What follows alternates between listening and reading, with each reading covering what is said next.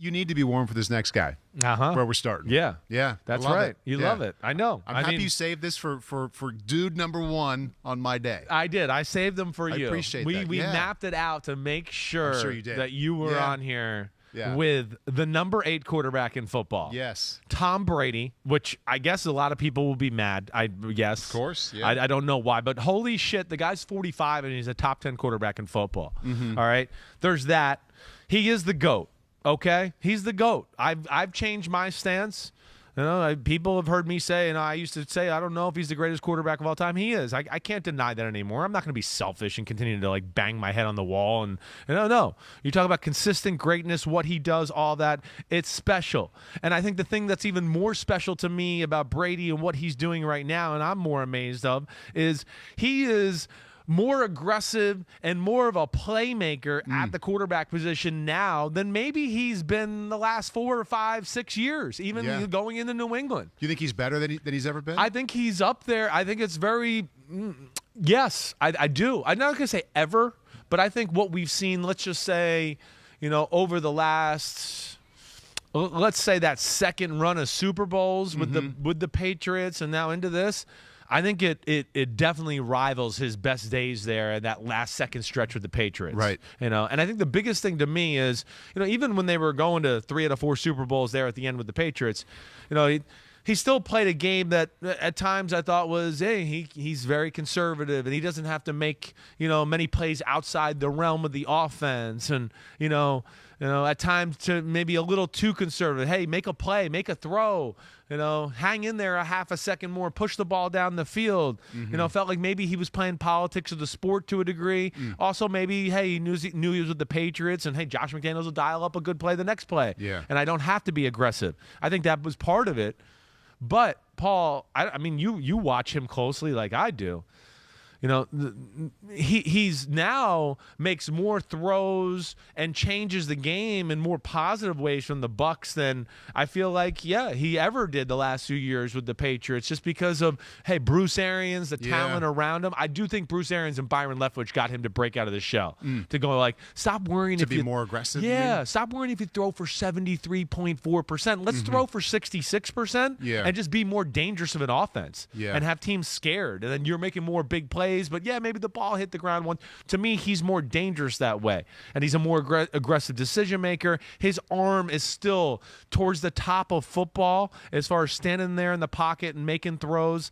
And because of that, he still makes a lot of game-changing plays just with his right arm and his decision making. I have a page of notes here that I saw your ranking, went back and watched some of the key games this year. And you've kind of answered these a little bit, but I want to make sure that they're framed and people understand. Please do. I think they're on people's minds. Yeah. They both begin with why. The first one, why did he improve from 10 last year to 8 this year? Yeah. I think the big thing I looked at more than anything is, last year, and again, maybe this played into it, I think early in the year, he was like a little bit playing the politics, learning the new offense. When you say play the politics, you mean exactly what? I mean, he wasn't going to make any dicey decisions because it might get back blamed on me. Yeah. And I think what happened, in my opinion, at least, is they got hot at the end of the 2020 season. They won the Super Bowl. And we got a guy like Bruce Arians and Leftwich always prodding them and poking. Come on, push it down the field. Right. Hang in there. Make the big play. We drew this up. You like the play all week. Do it. I think the pressure of, wait, I'm on a new team. It worked. I won the Super Bowl. It kind of let him go like, wait, I'm taking my best cuts here during this football game. I am. And I'm going to go. And the thing I love about Brady compared to maybe even years in New England that I love is, like, to the politics point, he goes down swinging now. Mm-hmm. To me, they're like some of the games like we've seen with the Saints or even the Rams playoff game. Yeah. I think Brady 4 years ago crawls into a shell a little bit and is like, oh, man, I threw 3 interceptions or I've thrown 2 interceptions. I haven't played well. I'm going to, just make sure we don't lose any more because of me. And I feel like now he goes, f that. I'm going to throw my fucking heater, and we're going to win this game. I'm not going to, just not to play, to not have it blamed on me. I'm going to bring us back. And what had happened in some of those games has lent itself to more interceptions. Sure. But I think there's other games we can look at and go, yeah, but if he had that old mindset, they don't know if they come back against some of these teams. I don't know if they make the Rams game close and all of that. Right. And that to me is because, yeah, Arians, the comfort around him, I think they've given him confidence. And I think, honestly, he's become a little bit more of a confident gunslinger type of player, for lack of a better way to say it. His 2 seasons with the Bucs, I mean, basically he's thrown for 10,000 yards, which is amazing. Yep. His completion percentage, you talked about, he's more willing to be risky. He's still at 2/3. He's right at 67%. Yeah, right. Touchdown to interception ratio better than 3-1. So within all that, he's more still interceptions, but more touchdowns. There you go. So there it goes. Exactly. Yes, right. I feel like when I watch him, the 2 things that stand out right now in his years in Tampa, one, the conviction is as good as anybody. It's like he's standing there line of scrimmage, cadence, yes, he's barking it out, but he's got this, I know what you're doing, I know where the ball's supposed to go, give me the ball. Right. He's got that thing. No doubt. And his talent to deliver it still is as good as it's ever been. His effect on the team, which is a huge part of my thing, his leadership is real. Yeah. It's maybe as big as anybody in football. Right. You know, with what he can give during the week and game planning and everything. Yeah. Then to your top point, the leadership on the field, giving the team confidence. Hey, it's Tom Brady. He's our quarterback. We got a chance to win. Yeah. Oh, wait, we're playing a crazy defense. Well, Brady will figure it out at the line of scrimmage like you're talking about. Yeah. And give us confidence and get us in the right play. Right. So his effect on the football team, you know, and it's something that I took into more of, I think, an account this year in my rankings than maybe years past. There's another reason I would say he maybe bumped him up a spot or two. Yeah. Just because I kind of readjusted my thought on that to a degree as well. I feel like, too, the kind of box that he's playing in. So, like, if you can picture north to south, kind of line of scrimmage to 20 to 25 yards. Yeah. And, like, now the full length east-west. So, north, south, east, west. He's playing with a bigger box of what he's looking at with backs, receivers, and tight ends than he did in New England. Agreed. He makes you defend more of the field now than he used to. Right. That to me is where he's become more dangerous. That was the point, and I think that's the best way to say it. Yeah, because again, I think New England, they were a little more tactical, and of course maybe that's partly them influencing him. But I do think, for lack of a better way to say it, Arians and Leftwich kind of took the shackles off him a little bit to where, like, hey, if you make a mistake, so what? Right. We're okay. We just came from Jameis Winston. We're used to mistakes. Right. Like, we want some plays. We didn't get you here to throw 4-yard dink and dunk passes to Mike Evans and Chris Godwin. Right. I mean, they're awesome. We want to throw 45-yard passes to Mike Evans and Chris Godwin. Yeah. And he bought into that, and he's changed that way. Right. And, you made all the points there. His end of the game clutch ability is still maybe as good as anybody in the sport. Yep. So that's amazing. I use the phrase a lot. You've heard me say he goes down swinging now. He can do more with more. That's the one thing I'll come in with Brady.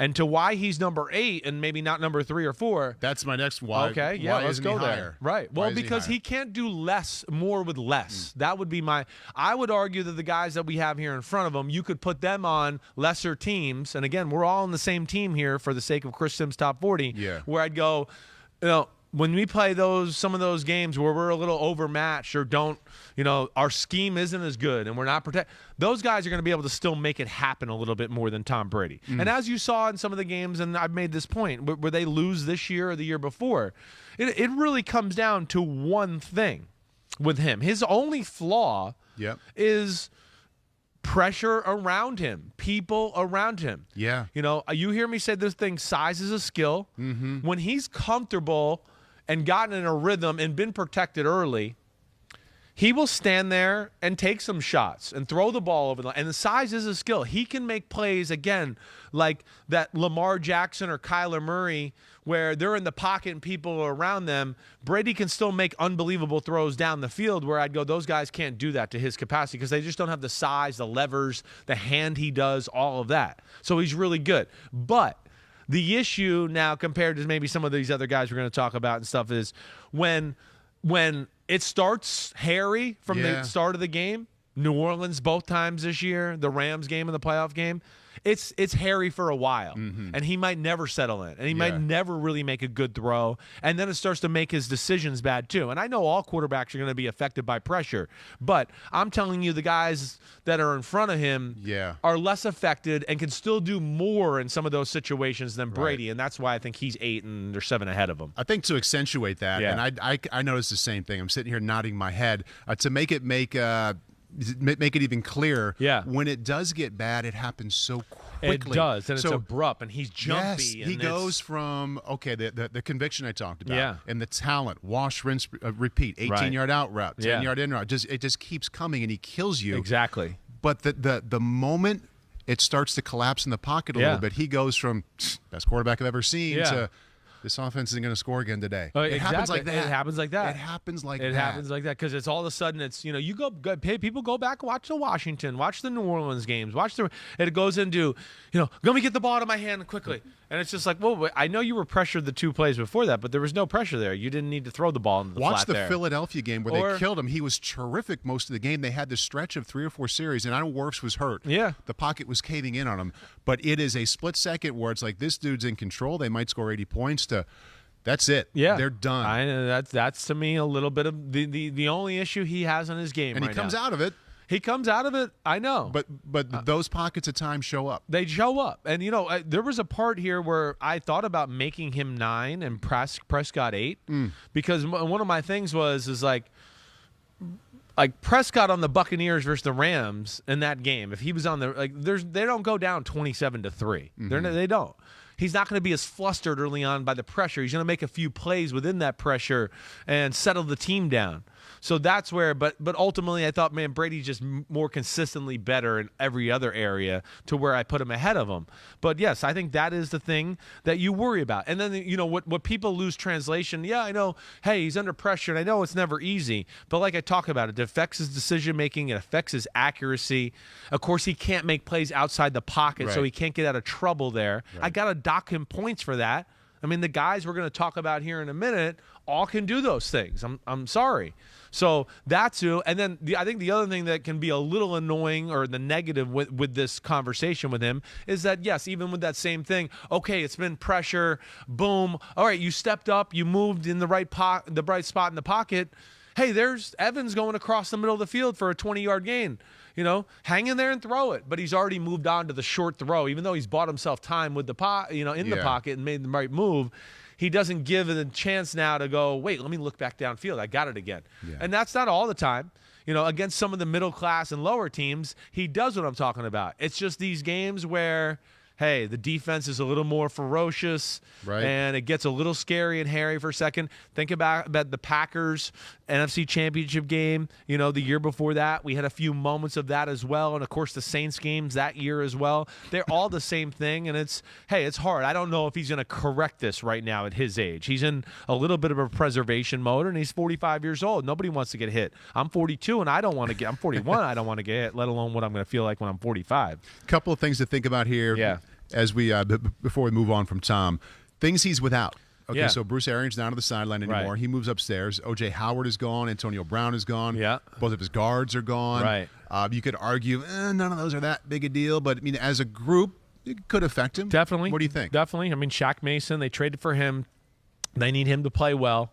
I do think Gronk will be back. Yeah. I think that's inevitable. I didn't bring it up because I just figured at some point I think it's going to happen too. I mean, I do. Godwin, he's not going to be healthy right away to start the year. But still, I think this is still one of the best teams in football, period. The offensive line is still big and overpowering in a lot of ways. Yeah, the other guard position, they got to figure that out a little bit. But, with Evans, Russell Gage was a really quiet, awesome signing by them in free agency. Will they maybe be as explosive in the pass game to start the year? Probably not. They need Godwin to get back and get going there, but I still think this is going to be a dangerous offense. And, come on, Their defense is the real deal. Yeah. It's loaded. I mean, there's not a position on their defense where you don't look at and go, that's towards the top of football. You can't talk yourself into thinking they would be anything but like near the top or at the top in January when it all starts. Exactly right. They'll be there in the running. I would be shocked. There's one of the most complete, well-built football teams in the game, and Brady is still playing awesome football. So I would expect them, yes, to be right there when it's all said and done. There it is, flamethrower. There it is. Out of the chute. Boom. Tom Brady at 8. Brady, the GOAT. Hi, I'm Mike Tirico, and thanks for watching. Make sure to hit subscribe for the latest news and highlights from NBC Sports.